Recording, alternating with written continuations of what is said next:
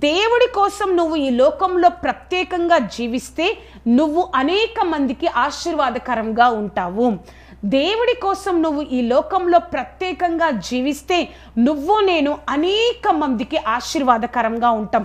అవునండి, మనము మన యొక్క ప్రత్యేకంగా ఎలా జీవిస్తామంటే, ప్రభా నా ఇష్టం కాదు, నా తలంపులు కాదు, నా ఆలోచనలు కాదు, నువ్వు ఎలా ఉండమన్నావో, ఎవరితో ఎలా ఉండమన్నావో, పాపానికి ఎంత దూరంగా ఉండమన్నావో, నాకు ఇష్టం లేకపోయినా నీకు ఇష్టమైనట్లుగా నేను సరిచేసుకుంటున్నాను ప్రభా.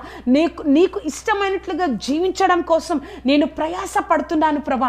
నీకు ఇష్టమైనట్లుగా నేను బ్రతకడం కోసం ఈ లోకంలో జీవిస్తున్నాను ప్రభా అని ఈ లోకం నుండి నిన్ను నువ్వు ఎప్పుడైతే ప్రత్యేకపరచుకుంటావో అప్పుడు దేవుడు నిన్ను ఆశీర్వదించడమే కాదు, కానీ అనేక మందికి ఆశీర్వాదకరంగా చేస్తారు. అంత గొప్పదండి మనం ఈ లోకంలో దేవుడి కోసం ప్రత్యేకంగా జీవించడం, ప్రత్యేకం పరచబడి మనకు మనంగా జీవించడము అంటే. కాబట్టి మొట్టమొదటిగా ఫస్ట్ పాయింట్లో చూసినట్లయితే, లోకము నిన్ను ప్రశ్నగా చూచినా దేవుడి కోసం నిలబడాలి. ప్రత్యేకింపబడితే దేవుడు ఆశీర్వదిస్తారు. ఆ ప్రత్యేకింపబడడంలో లోకం నిన్ను ప్రశ్నగా చూస్తుంది. అవును, చాలాసార్లు ప్రశ్నగా చూస్తుంది. నోవాహు నువ్వు ఓడను కట్టాలి అని దేవుడు చెప్పినప్పుడు వెంటనే నోవాహు మొదలుపెట్టాడు. దేవుడు చెప్పిన దానికి ఆ జలప్రలయంకి మధ్యలో 120 సంవత్సరాలు ఉంది. అంటే ఆ 120 సంవత్సరాలు కూడా నోవాహు ఓడను కడుతూ ఉన్నారు. ఏమో ఒక్కసారి ఆలోచించండి, అక్కడున్న ప్రజలు నోవాహు నువ్వు ఓడనెందుకు కడుతున్నావు అని ఒక ఎగతాళిగా, ఒక అవమానంగా, ఒక నిందగా, ఒక ప్రశ్నగా నోవాహును చూసుంటారేమో కదా. ఆ యొక్క ముగ్గురు కుమారులు కూడా అతనితో సహకరించడం ద్వారా వారందరూ కూడా ప్రశ్నగా, అక్కడున్న ప్రజలందరూ ఆ నోవాహు కుటుంబాన్ని ప్రశ్నగా చూశారేమో. కానీ దేవాది దేవుడు మనతో మాట్లాడుతున్నారు. ఏమంటున్నారంటే, వారు మిమ్మల్ని ప్రశ్నగా చూసిన నోవాహు జీవితం దేవుడు ప్రశ్నగా చేయలేదు కదా. నోవాహు దేవుడు ఎంతగానో, అక్కడున్న వాళ్ళందరూ చనిపోయారు జలప్రలయం వల్ల, కానీ నోవాహు జీవితం, నోవాహు కుటుంబం మాత్రమే రక్షింపబడింది.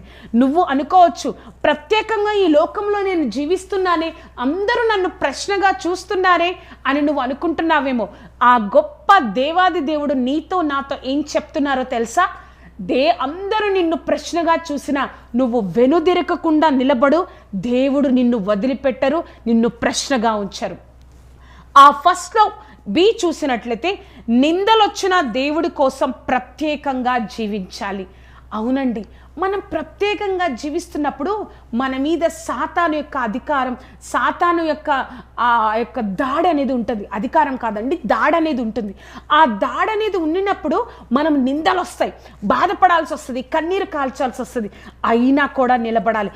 ఎబ్రేలుకి రాసిన పత్రిక 11వ అధ్యాయం 24వ వచనం, మోషే పెద్దవాడైనప్పుడు విశ్వాసమును బట్టి ఐగుప్తు ధనము కంటే క్రీస్తు విషయమైన నింద గొప్ప భాగ్యమని ఎంచుకొనెను. ఐగుప్తులో తనకి సకల భోగాలు ఉన్నాయండి మోషేకి, కానీ దానికంటే క్రీస్తుని గురించిన నింద అని గొప్ప భాగ్యమని ఎంచుకొని ఏం చేశారో తెలుసా? 11వ అధ్యాయం 26వ వచనం, ఫరో కుమార్తె యొక్క కుమారుడిని అనిపించుకొనుటకు ఒప్పుకొనలేదు, ఏలైనగా అతడు ప్రతిఫలంగా కలగో బహుమానమందు దృష్టి ఉంచెను. నింద కలిగింది, కానీ ఆ నింద కంటే, ఆ యొక్క సకల భోగాల కంటే క్రీస్తును కలిగిన నింద గొప్పది. ఎందుకంటే నేను ఆ యొక్క గొప్ప బహుమానం కోసం నేను చూస్తున్నాను అని మోషే అన్నారు. ఎంత గొప్ప భాగ్యమో కదా. మనము ప్రత్యేకంగా జీవిస్తున్నప్పుడు మనకి నిందలు వస్తూ ఉంటాయండి, కానీ వాటిని కాదరు చేయకుండా, వాటిని లెక్క చేయకుండా, ప్రభా నేను ఈ లోకంలో నీ కోసం ప్రత్యేకంగా జీవిస్తాను ప్రభా అని నువ్వు ఎప్పుడైతే జీవిస్తావో, దేవుడు మోషేని ఏ విధంగా నిలబెట్టాడో ఒక నాయకుడిగా, ఒక ఆశీర్వాదకరంగా, దేవుడు మనల్ని కూడా ఒక ఆశీర్వాదకరంగా నిలబెడతారు. 1లో చూసినట్లయితే, విడిచిపెట్టవలసిన వాటిని విడిచి ప్రత్యేకంగా జీవించాలి. 1లో చూసినట్లయితే, విడిచిపెట్టవలసిన వాటిని విడిచి మనం ప్రత్యేకంగా జీవించాలి.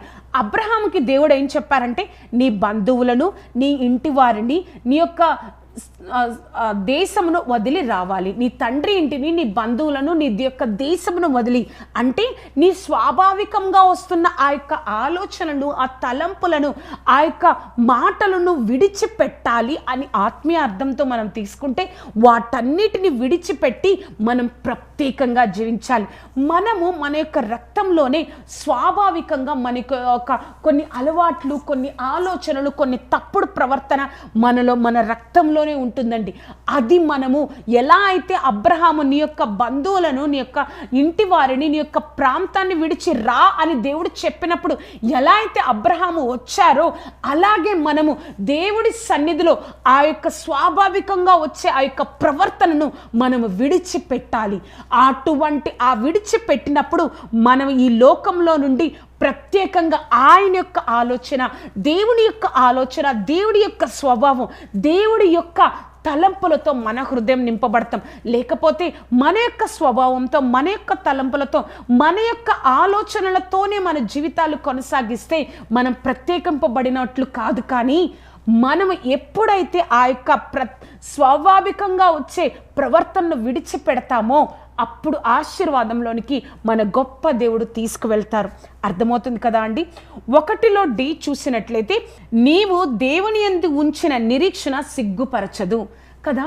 నేను ప్రత్యేకంగా జీవిస్తున్నానే, ఈ లోకంలో నాకు అవమానం కలుగుతుంది, అందరూ ఎగతాళిగా చూస్తున్నారు, ప్రశ్నగా చూస్తున్నారు, నిందలు వస్తున్నాయి, నేను స్వాభావికంగా ఎన్నో విడిచిపెట్టాను అని అనుకుంటున్నావేమో.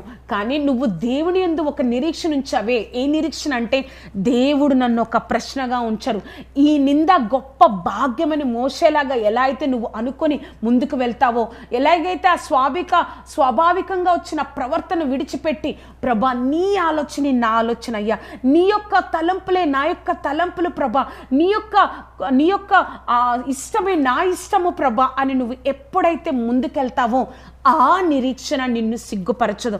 ఎలా అయితే నోవాహును దేవుడు రక్షించి ఆశీర్వాదకరంగా చేశారో, ఎలా అయితే మోషేను నిలబెట్టి ఒక నాయకుడిగా దేవుడు చేశాడో, ఎలా అయితే అబ్రహాము విడిచిపెట్టడం వల్ల అనేకమైన జనాంగానికి ఒక తండ్రిగా చేశాడో, దేవుడు కూడా మనల్ని విడిచిపెట్టను అని వాగ్దానం చేస్తున్నారు.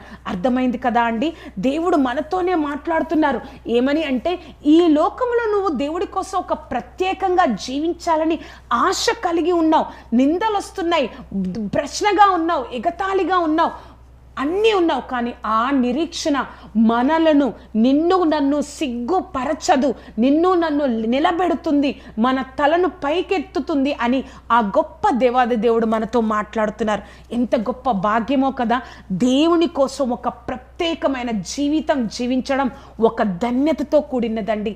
అటువంటి ధన్యతను మనందరం పొందుకోవాలని ఆ గొప్ప దేవాది దేవుడు మనల్ని కోరుకుంటున్నారు. కాబట్టి ఆ ప్రత్యేకమైన జీవితం జీవించడం కోసం మనం ప్రయాసపడదాం. ప్రభా నువ్వు నాకు సహాయం చేయి, నీ కోసమే నేను ఈ లోకంలో జీవిస్తాను ప్రభా, ఒక ప్రత్యేకింపబడి లోకంలోనే ఉంటాను ప్రభా, కానీ లోకం నాలో ఉండకుండా నేను చూసుకుంటాను ప్రభా అని నువ్వు ఎప్పుడైతే ఆ యొక్క సహాయంతో ముందుకెళ్తావో దేవుని మనల్ని వదిలిపెట్టరు.